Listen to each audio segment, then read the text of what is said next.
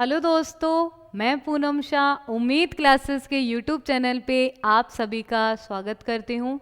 दोस्तों, आज मैं जो टॉपिक लेकर आई हूँ वो आपको पता होना चाहिए। ये सभी जनरल अवेयरनेस की भी बात है और जो भी जुडिशियल एग्ज़ाम्स को फाइट कर रहा है उसके लिए तो ये टॉपिक वेरी वेरी इम्पॉर्टेंट है। जो बड़े कैडर के एग्ज़ाम्स होते हैं उनमें भी इससे संबंधित सवाल पूछा जाता है कि जैसे कोई भी अपराध हुआ, उस अपराध का पनिशमेंट तो आपको पता है कि भारतीय दंड संहिता में दिया हुआ है, इंडियन पीनल के कोड में दिया हुआ है, लेकिन वो पनिशमेंट उसको किस तरह से मिलता है या उसके लिए आप कौन सा प्रोसीजर फॉलो करते हैं, ये जो प्रोसीजर फॉलो होगा वो आपको मैं आज इस क्लास में बताने वाली हूँ कि कौन सा प्रोसीजर वो फॉलो किया जाता है। जितने भी एग्ज़ाम्स हैं उन सभी में जो बड़े कैडर के एग्ज़ाम है, चाहे आईएएस लो चाहे आरएएस हो, तो आपको ये पता होना चाहिए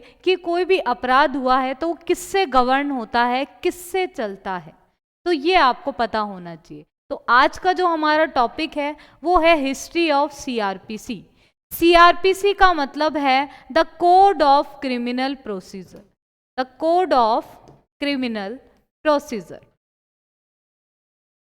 1973 ये हमारा कोड है, संहिता है, हमारी कानून है जिससे आईपीसी गवर्न होती है। यानी कि आईपीसी ही नहीं, आईपीसी के अलावा और भी कानूनों में अगर कहीं पे भी पनिशमेंट दिया हुआ है जो क्रिमिनल नेचर के हैं, दो दांडिक प्रवृत्ति के हैं, उन सभी को गवर्न कौन करता है? ये करता है आपकी दंड प्रक्रिया संहिता। जितने भी दंड दिए हुए हैं, दंड प्रक्रिया संहिता ये बताती है कि किसी भी व्यक्ति को दंड मिले तो उसके लिए प्रक्रिया क्या होती है। मान लीजिए किसी व्यक्ति ने अपराध किया, अपराध करने के बाद उसे कोर्ट तक कैसे लाया जाए, पुलिस इसको कैसे पकड़े, क्या प्रोसीजर फॉलो करती है, पहला कदम क्या होता है, इन्वेस्टिगेशन वो कैसे करे, किसी भी पर्सन का इनोसेंस और गिल्ट यानी कि निर्दोषिता और दोष सिद्धि का जो परिणाम बताने का काम होता है, तो उसमें क्या प्रक्रिया फॉलो होती है ये बताती है हमारी दंड प्रक्रिया संहिता, यानी कि code of the criminal procedure. और आज हम इसी का ही इतिहास के बारे में बात करेंगे कि ये क्रिमिनल प्रोसीजर आया कहाँ से।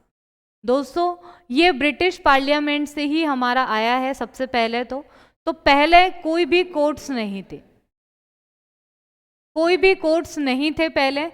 तो सबसे पहले जो हमारा एक्ट बना था, पहले कोई भी ऐसा यूनिफॉर्म लॉ नहीं था जो पूरे भारत में लागू हो, जो पूरे भारत में लागू हो सकता था, ऐसा कोई लॉ पहले नहीं बना था।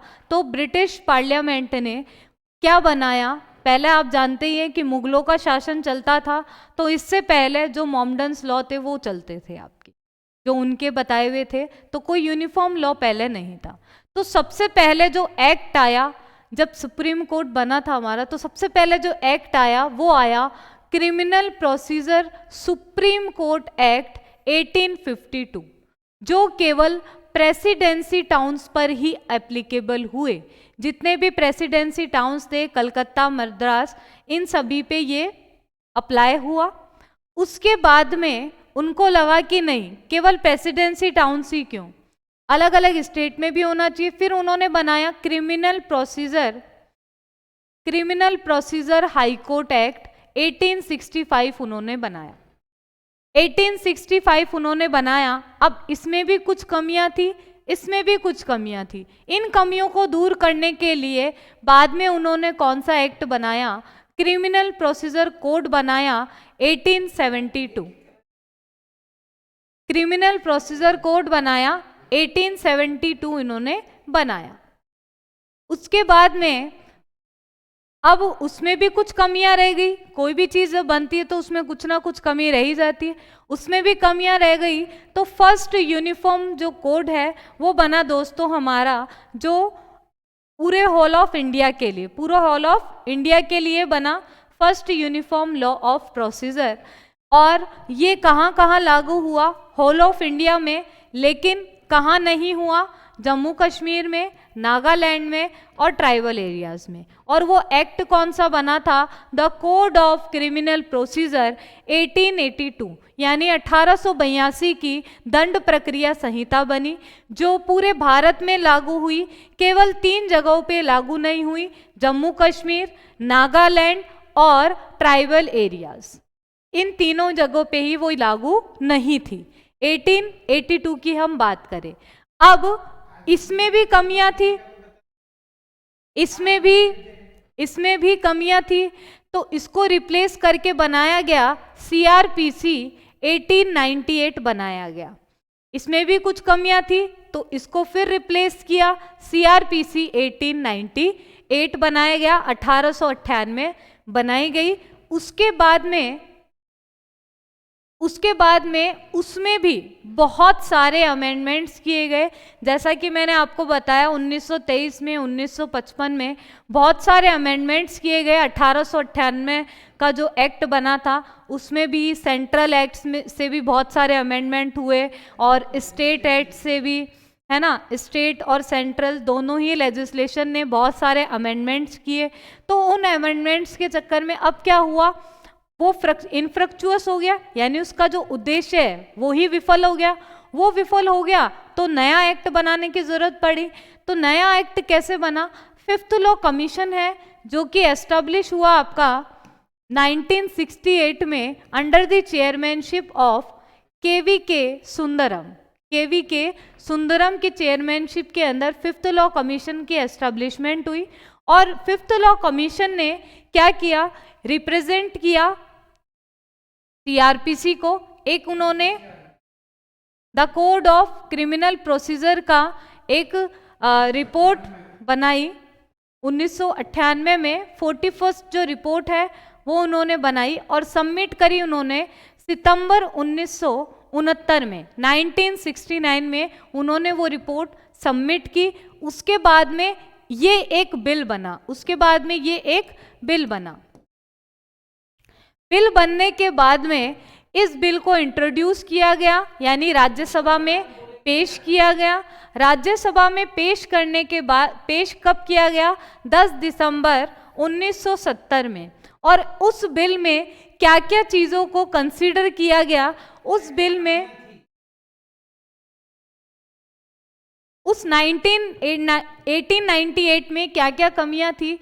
वहां पे हो रहा था, जैसे डिले हो रहा था ट्रायल में, ठीक है, और फेयर ट्रायल नहीं हो रही थी, पुअर सेक्शंस पे ध्यान नहीं दिया जा रहा था। तो इसमें ये चीज़ें इंश्योर की गई, इस रिपोर्ट में इस चीज़ को कंसीडर किया गया कि अब प्रोसीजर में कोई भी डिले नहीं होना चाहिए, फेयर ट्रायल होना चाहिए। कोई भी व्यक्ति अगर गरीब है तो वो भी अपने राइट्स का उपयोग कर सके, उसको भी अपने अधिकारों का पता चल सके, उसे भी अपने अधिकार पता हो न गए, इक्वालिटी मिले। गरीब ऐसे ना सोचे कि मुझे तो न्याय मिलेगा ही नहीं, तो ऐसा नहीं होना चाहिए। तो तीनों बातों को ही इसमें रिपोर्ट में कंसीडर करके और फिर इसको बिल बना करके राज्यसभा में भेजा गया 10 दिसंबर 1970 को।